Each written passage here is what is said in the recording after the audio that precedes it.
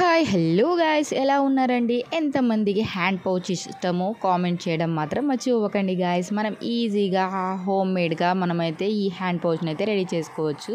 Machine వస్తే చాలండి. ఎలా తయారు చేసుకోవాలో ప్రాసెస్లోకి వెళ్ళిపోదాం రండి. ఒరిజినల్ క్లాత్ తీసుకున్నానండి, దాని మీద స్పాంజీ క్లాత్ తీసుకున్నాను అనమాట. ఇది వచ్చి వెడల్పు వచ్చి 9 సెంటీమీటర్లు, పొడవు వచ్చి 24 సెంటీమీటర్లు అయితే తీసుకొని, స్పాంజీ క్లాత్ ఎందుకు పెట్టారంటే స్పాంజీగా ఉండాలని. స్పాంజ్ క్లాత్ లేకపోయినా కూడా మనకైతే హ్యాండ్ పర్స్ అయితే వస్తుందండి, బాగుంటుంది. కానీ ఈ స్పాంజ్ క్లాత్ ఉండడం వల్ల అయితే ఇంకొద్దిగా లుక్ బాగుంటుంది, స్పాంజీగా ఉంటుంది. కాబట్టి ఇట్లయితే చేస్తున్నాను అనమాట. ఫస్ట్ అయితే ఒరిజినల్కి స్పాంజీ క్లాత్ని అయితే చూడండి అంటించేస్తున్నాను అనమాట. ఇంకైతే 4 సైడ్లు కూడాను కుట్టు అయితే వేసేస్తున్నాను.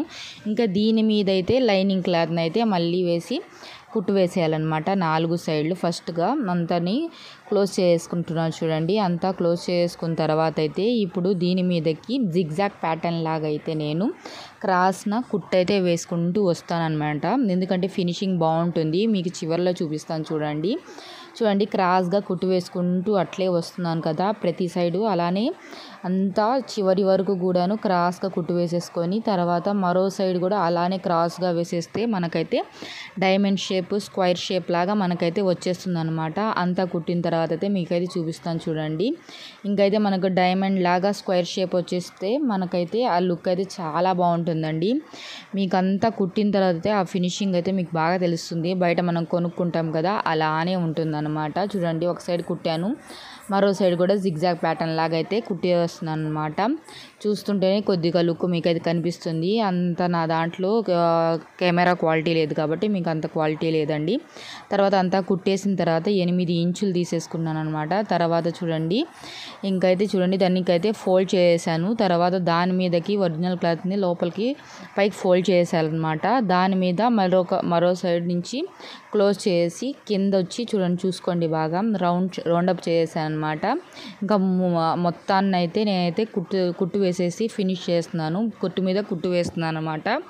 ఎందుకంటే కుట్టు ఊడకుండా ఉండడానికి కుట్టు మీద కుట్టు వేసి అంతటిని క్లోజ్ చేసి ఇంకైతే మిషన్తో పని లేదండి.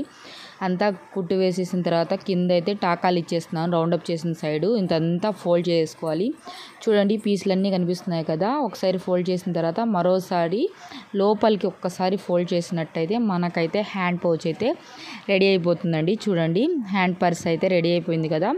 దీని లోపలికి చూడండి ముడిచేసాను కదా, మనకి హ్యాండ్ పౌచ్ అయితే రెడీ అయిపోయింది. దీనికి అంత లుక్ లేదు కాబట్టి నేను ఒక బౌ ఇచ్చేసి దానికి ఒక స్టౌన్ ఇచ్చేసానండి. చాలా బాగుంది. ఇంకైతే దీని లోపలికైతే మనకైతే బటన్ అయితే స్టిచ్ చేసుకుంటే మనకైతే ప్రెస్సింగ్ బటన్ అయితే చాలా బాగుంటుంది. మీరు కూడా మీకు దొరికినట్లయితే తప్పకుండా స్టిచ్ చేసుకోండి, చాలా బాగుంటుంది. మీకు కానీ ఈ వీడియోస్ యూజ్ఫుల్ అయినట్టయితే లైక్ చేసుకోండి, సబ్స్క్రైబ్ చేసుకోవడం మాత్రం మర్చిపోకండి గైస్. మరిన్ని వీడియోస్ కోసం నా ఛానల్ అయితే ఫాలో అయిపోండి guys. Okay guys, bye bye, see you all.